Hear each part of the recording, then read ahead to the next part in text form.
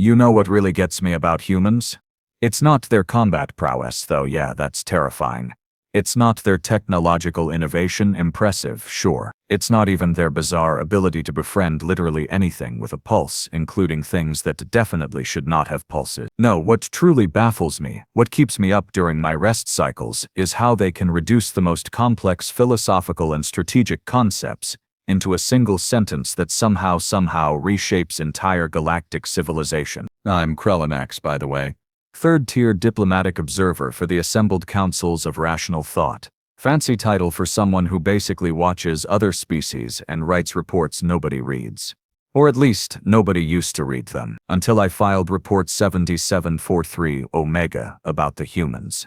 And that damned sentence. But I'm getting ahead of myself. Let me paint you a picture of how absolutely ridiculous this whole situation became. It started at the Galactic Commerce Summit on Vendrix Prime, neutral ground, where the major powers gather every cycle to pretend they're not plotting each other's economic destruction. The Vendali Consortium, those 7-foot-tall bird people with their obsession for rigid hierarchy, were presenting their new trade framework. 1,700 pages of regulations, subsections, and footnotes. Glorious bureaucracy.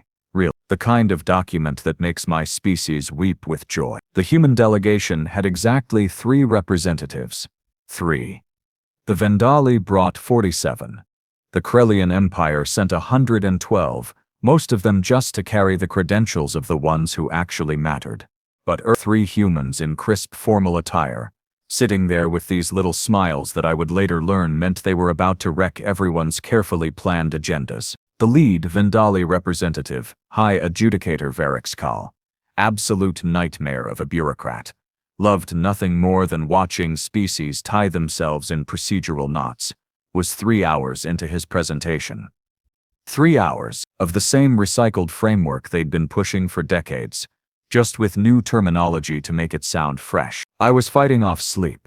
The Kryllian ambassador next to me had already given up and was openly snoring, his translator device making this weird whistling sound. Even the usually attentive Misharian collective looked glazed over, which is saying something because they literally share a consciousness and can tag team paying attention. Then the human stood up. Her name was Ambassador Yuki Tanaka, and I swear she timed it perfectly.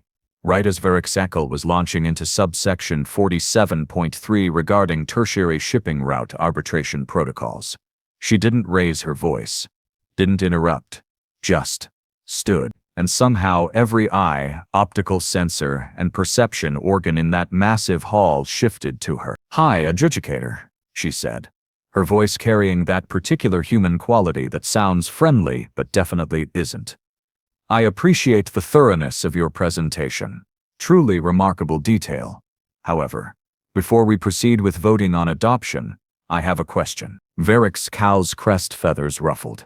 You could see him running calculations, trying to figure out the angle. "Of course, Ambassador. The assembled councils welcome all inquiries." Tanaka smiled. "Oh, that smile. I've seen humans smile at diplomatic functions before. Polite, practiced, professional. This wasn't that. This was the smile of someone who'd found a loose thread and was about to unravel your entire argument. Your framework proposes 1,700 regulations," she said, many of them quite creative in their complexity. "But I noticed something interesting. They all seem designed to answer the question of how commerce should be conducted. Very little about why we conduct it at all." Several delegations started paying attention now. The Vendali representative's crest went flat, their equivalent of narrowed eyes. "The purpose of commerce is self-evident," Verixcal replied. His tone clipped. "Resource distribution, wealth generation, species advancement through trade." Right, Tanaka said, nodding like a professor who'd just heard an almost perfect answer from a student. "But see, humans have this saying. Just one sentence, really. Simple thing. We use it in business, in warfare, in exploration, in pretty much everything we do." She paused. Excellent timing, I have to admit. The entire hall was silent now. Even the Kryllian had stopped snoring. "What is best for everyone?" Tanaka said. "That's it, 4 words.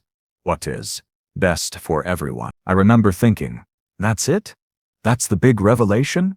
4 generic words that could mean absolutely anything. Krell apparently thought the same thing, because his crest feathers went full display, his species' version of confident dismissal. Ambassador, while I'm sure human philosophical platitudes serve you well in your limited sphere of influence, the practicalities of interstellar commerce require more sophisticated approaches. Oh, he shouldn't have said that. Tanaka's smile didn't waver. If anything, it got sharper. Sophisticated. Interesting word choice. Let's test that sophistication, shall we? Your Section 12, Subsection 4, the one about import tariffs on agricultural products from developing systems. What about it? It imposes a 43% tariff on grain products from any system with less than 0.7 on the Technological Development Index. Your stated reason is to protect established agricultural sectors from unfair competition. But here's the thing. She pulled out a datapad, tapped it once. The majority of systems below 0.7 on the TDI are former Vendali colonies. Systems that your people extracted resources from for generations and left economically devastated. Systems that are now trying to rebuild through agricultural exports because you stripped their mineral wealth. The hall got very, very quiet. So when we ask what is best for everyone, Tanaka continued, her voice pleasant but absolutely relentless, we have to look at the actual outcomes. Your tariff isn't protecting established sectors. It's preventing your former colonies from achieving economic independence. It keeps them dependent on Vendali development aid, which coincidentally comes with favorable trade agreements that benefit. Who exactly? Krell's beak opened, closed, opened again. You could see him trying to formulate a response that didn't sound like exactly what it was. A justification for economic imperialism wrapped in regulatory language. The second human, an older gentleman named Director Hassan Ibrahim, stood up. And that's just Section 12. Want to talk about Section 23's shipping route monopolies, or Section 37's creative definition of strategic resources, that happens to include every major export from non-Vendali systems. Because I brought charts. He actually had charts. Graphs. Economic models. The humans had done their homework, and they'd done it with the kind of ruthless thoroughness that my own species would appreciate if it wasn't being used to systematically demolish the Vendali position. The question, what is best for everyone, Tanaka said, forces you to confront the actual consequences of your policies, not the stated intentions, not the theoretical frameworks, the real-world outcomes. Who benefits? Who suffers? Is the suffering necessary, or is it just convenient? A Misharian spoke up, rare, because their collective usually prefers to communicate through written submissions. Ambassador Tanaka, are you suggesting we abandon all regulatory structure in favor of what exactly? Sentiment, not at all, Tanaka replied. Regulations are necessary.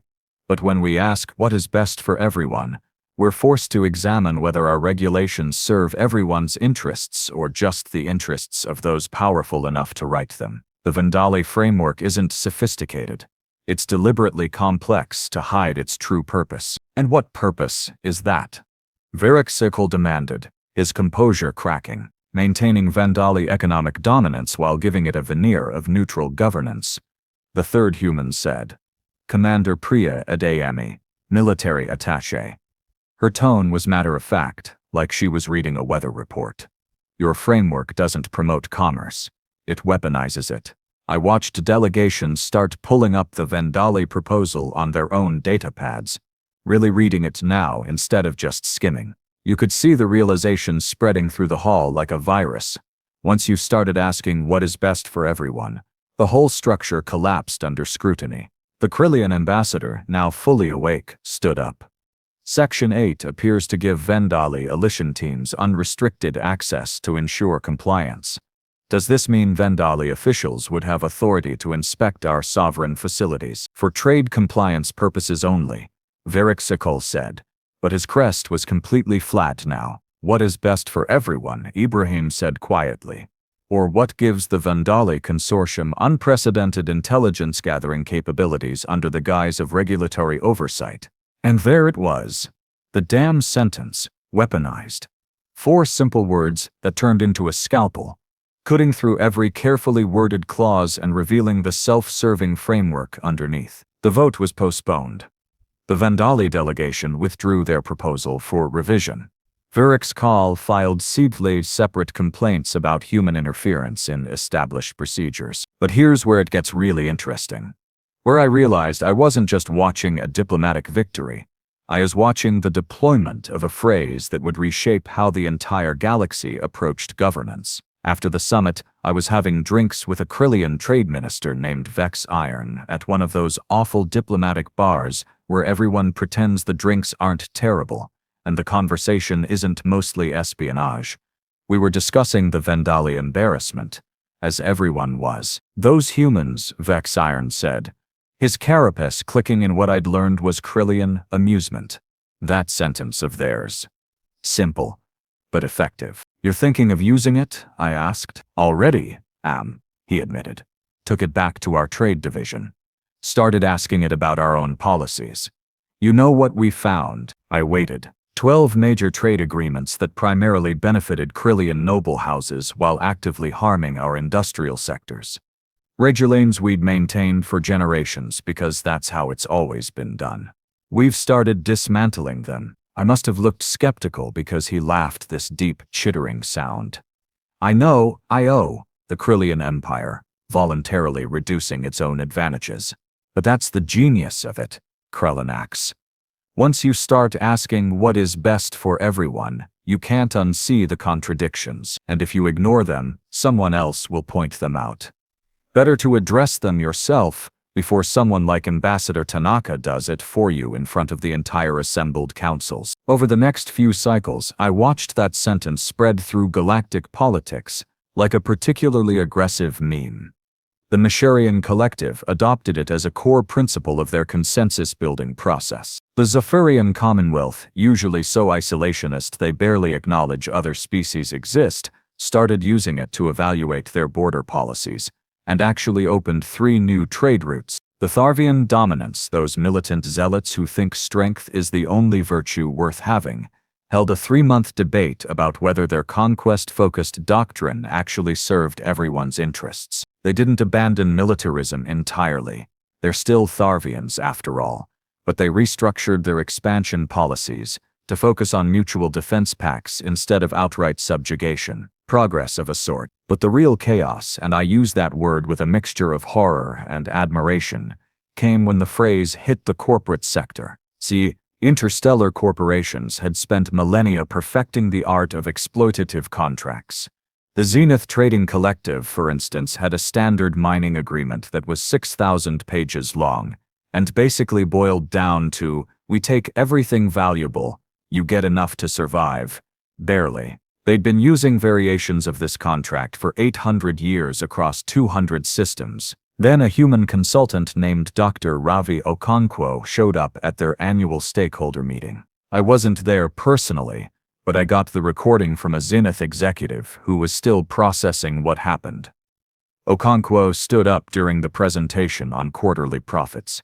Stellar numbers, by the way, record-breaking exploitation that year, and asked one simple question. What is best for everyone involved in generating these profits? The Zenith CEO, a crystalline being named Shareholder Prime 7, they literally name names after corporate structure. It's as depressing as it sounds. Apparently went through 17 different shades of refracted light, which for their species indicates severe cognitive dissonance. Our contracts are legally sound, Shareholder Prime 7 said. All parties enter voluntarily. Voluntarily, Okonkwo repeated. So when a mining colony on Theta 7 has exactly 1 buyer for their minerals, and their alternative is economic collapse and starvation, you consider their agreement voluntary. They could seek other buyers. Your contracts include exclusivity clauses that prevent them from selling to competitors for 20-year periods. Your company also controls the shipping lanes in that sector. So even if they found another buyer, they'd have to pay your transportation fees, which he pulled out a data pad, are set at exactly 0.3% below what would make alternative trade routes economically viable. Coincidentally, I'm sure, I heard that 3 board members resigned during that meeting. 5 others demanded a complete audit of corporate practices. The Zenith Trading Collective is still in legal chaos, trying to renegotiate 800 years of contracts while maintaining profitability. Turns out when you actually ask what's best for everyone, including the people you're exploiting, your entire business model might need revision. The phrase even hit the military sector, which frankly surprised me. Military organizations aren't exactly known for philosophical contemplation. They point weapons at things and occasionally fire them. Simple, straightforward. But then General Lyra Kowalski, human, naturally was invited to observe a joint military exercise between the Kryllian Empire and the Vendali Consortium. This was supposed to be a show of force, a demonstration of coordinated power projection. 2 major civilizations showing the galaxy they could work together to obliterate any threat. According to the reports I accessed, and I had to call in several favors to get these, the exercise was proceeding normally. Ships in formation, weapons demonstrations, tactical maneuvers. Very impressive, very expensive, the kind of military pageantry that makes empires feel powerful and everyone else feel nervous. Then Kowalski asked her question during the debrief. What is best for everyone in this scenario? The Kryllian Admiral, Thexnor, apparently laughed. Not mockingly. He genuinely thought it was funny. General, we just demonstrated our capability to project force across 3 sectors simultaneously. What's best for everyone is not being on the receiving end of this coordination. Sure, Kowalski said. But who paid for this exercise? Silence. Because I pulled the numbers, she continued. This 3-day demonstration cost both your empires a combined 17 billion credits. The Kryllian Empire diverted funds from infrastructure development on 4 colony worlds. The Vendali Consortium delayed medical research that could have addressed a respiratory disease affecting 3 million of your citizens. All to demonstrate that you can blow up target drones really efficiently together. Military readiness is essential, the Vendali commander protested. Absolutely, Kowalski agreed. But readiness for what? Your intelligence reports, which I've also read, thanks for the security clearance, show no credible threats that require this level of coordinated response. The pirate clans that operate in the border regions use retrofitted cargo ships and outdated weapons. You could handle them with 1/10 of this force projection. So what is this exercise actually for? Thexnor's carapace went very still. You're suggesting we're wasting resources. I'm suggesting that when we ask what's best for everyone, we have to include the people affected by resource allocation, the colonists who need infrastructure, the citizens who need medical research, the taxpayers funding military exercises that serve political theater more than actual defense needs. Is this demonstration really making everyone more secure? Or is it making military leadership feel important? The exercise program was restructured within a month. Both empires reduced their military pageantry budgets by 40% and reallocated funds to actual defensive capabilities and civilian infrastructure. They still maintain powerful militaries. I'm not saying humans turned them into pacifists, but the focus shifted from demonstrations to practical defense. And here's where I need to explain something about that sentence, about why it's so devastatingly effective. It's not that what is best for everyone is some profound philosophical revelation. Every species has similar concepts: collective good, mutual benefit, societal welfare. We've all got the words. The difference is that humans actually weaponized it as a consistent decision-making framework.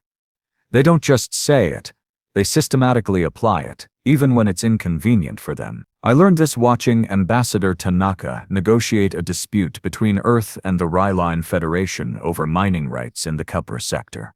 Earth had a stronger legal claim, more resources to develop the sites, better technology. They could have won the arbitration easily and claimed the whole sector. Instead, Tanaka stood up and asked, "What is best for everyone?" And then, this is the part that made me realize, humans weren't just using this as a rhetorical weapon against others. She proceeded to argue for a shared development agreement that gave the Kryllian Federation equal access, despite Earth's superior claim. Because the Kryllian economy was struggling, because they needed the resources more desperately, Because the long-term benefit of a stable, prosperous Kryllian Federation outweighed Earth's short-term gains. Earth got less than they could have demanded. They chose that. Deliberately.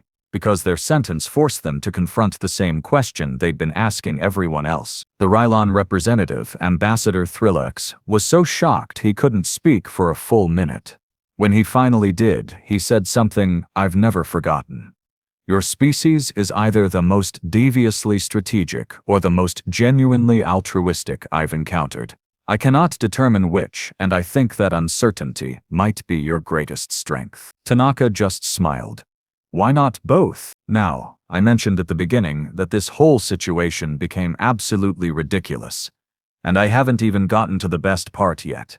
The part where the sentence started reshaping entire governmental structures. The assembled councils of rational thought, my employers, the galaxy's attempt at united governance, had operated for 3,000 years on a voting system that gave weight based on economic and military power. Made sense, right? The civilizations with the most resources and capability get more say in decisions that affect everyone. Logical, rational, completely self-perpetuating for the powerful. Then, during a session about expanding council membership, a junior human delegate named Marcus. Oh, wait, I said no. Marcus. Let me check my notes. Right, it was Liam Kavanagh stood up during open commentary period. Point of inquiry, he said. What is best for everyone under this voting structure? The Council's High Arbiter, an ancient Misharian collective that had held the position for 6 centuries, actually paused. They rarely pause. Explain your question, Representative Kavanagh. The current voting structure gives the most influence to civilizations that already have the most power, Liam said. Which makes sense for maintaining stability among major powers. But it also means that smaller civilizations, developing systems, and emerging species have almost no voice in decisions that directly affect them. Is that really best for everyone, or just best for those of us already in power? You could have heard a pin drop in that massive council chamber. Well, not literally, it's in vacuum and we all use translation implants. But you get the idea. The system has maintained peace for 3 millennia, the High Arbiter replied. Has it maintained peace, or has it maintained the status quo? Liam countered. Because I've been reviewing the records. 17 major conflicts in the past millennium alone, all involving civilizations that felt excluded from council decision-making. The Theta Rebellion, the Outer Rim Secession, the Zypherian Isolation Movement. Everyone started because species felt they had no voice in policies that affected their survival. He pulled up a holographic display. Humans love their visual aids, showing conflict frequency correlated with representation gaps. The data was damning. What if, Liam said, we restructured council voting to include baseline representation for every member civilization, with additional weight for population and resource contribution? Not pure democracy, we still acknowledge different levels of investment and capability, but not pure oligarchy either. Something that actually asks what's best for everyone, including the civilizations we currently ignore. The debate lasted 7 months. 7 months of every major power fighting to maintain their advantage while simultaneously being unable to argue against the fundamental premise without looking like tyrannical overlords. The human delegation just kept asking the question, kept forcing everyone to confront the contradictions, kept presenting data showing how the current system failed to serve collective interests. The restructuring passed. Barely. But it. Now we have 47 new council members representing civilizations that previously had 0 voice in galactic governance. And you know what's hilarious? Half the predictions about chaos and inefficiency have been completely wrong. Turns out when you actually include diverse perspectives, you make better policies because you're forced to consider impacts you'd otherwise ignore. The Vendali Consortium is still bitter about it. They lost 23% of their voting influence. But even they can't publicly oppose a system that better serves collective interests without admitting they preferred the old system, because it served them exclusively. So here I am, Krell'nax, third-tier diplomatic observer, writing reports that people actually read now because I documented the spread of a 4-word sentence that's reshaping galactic civilization. My species. We love complexity, bureaucracy, intricate systems. And here's humanity with their brutally simple question, cutting through all our sophisticated structures to expose the self-serving logic underneath. The worst part? The absolutely maddening part. It's working. Civilizations are more stable. Trade is more equitable. Conflicts are decreasing. All because humans had the audacity to consistently ask a question we all claimed to care about but never actually applied. What is best for everyone? I asked Ambassador Tanaka about it once, at another one of those terrible diplomatic receptions. We were both hiding from a Vendali cultural performance that involved screeching sounds they claimed were music. How did your species land on that particular phrase? I asked. Seems almost too simple. She laughed. Oh, we didn't invent it. Humans have been arguing about collective good versus individual benefit for thousands of years. We've just gotten really good at weaponizing the question because we've had to ask it so many times ourselves. Civil rights movements, economic reforms, environmental policy. Every time one group was exploiting another, someone stood up and asked what was best for everyone, not just those in power. And it actually worked on your own species. Eventually, after a lot of conflict and suffering, we learned that the hard way, when you ignore what's best for everyone, eventually everyone revolts. She sipped her drink, made a face at the taste. We're just sharing that lesson with the galaxy now, whether you wanted it or not. Some would call that cultural imperialism, I pointed out. Maybe, she admitted. But here's the thing, Krell'nax, we're not forcing anyone to adopt human values or systems. We're just asking a question. What you do with that question is entirely up to you. If your systems collapse under scrutiny, that's not our fault. That's your system being unsustainable and only surviving because nobody bothered to examine it closely. I thought about that for a long time. Still thinking about it actually as I write this report that's probably going to get me promoted or fired. Hard to say which, because she's right. The humans didn't conquer anyone, didn't impose their government, didn't demand compliance. They just started asking a question, and that question spread like a virus because once you hear it, once you really confront it, you can't ignore it without acknowledging you're deliberately choosing what benefits you over what benefits everyone. And that's the real genius of it. The sentence creates accountability without requiring enforcement. It's a mirror that shows you exactly who you are and what you actually value. Most civilizations, when confronted with that mirror, decided they didn't like what they saw. The galaxy's changing. Trade agreements are more equitable. Military spending is decreasing while infrastructure investment increases. The Council actually represents the species it governs. Border conflicts are being resolved through dialogue that asks what benefits all parties instead of just who can project more force, all because of 4 words. 4 simple, devastating, impossible to ignore words. What is best for everyone? And somewhere on Earth, in whatever diplomatic academy trains these relentless philosophical warriors, they're probably teaching the next generation of humans how to ask that question even more effectively. The galaxy doesn't know what's coming, but I do. I've seen what happens when humans decide to export a simple idea and refuse to let anyone avoid its implications. The Vendali Consortium will keep trying to rebuild their economic dominance. The Kryllian Empire will keep seeking ways to maintain influence.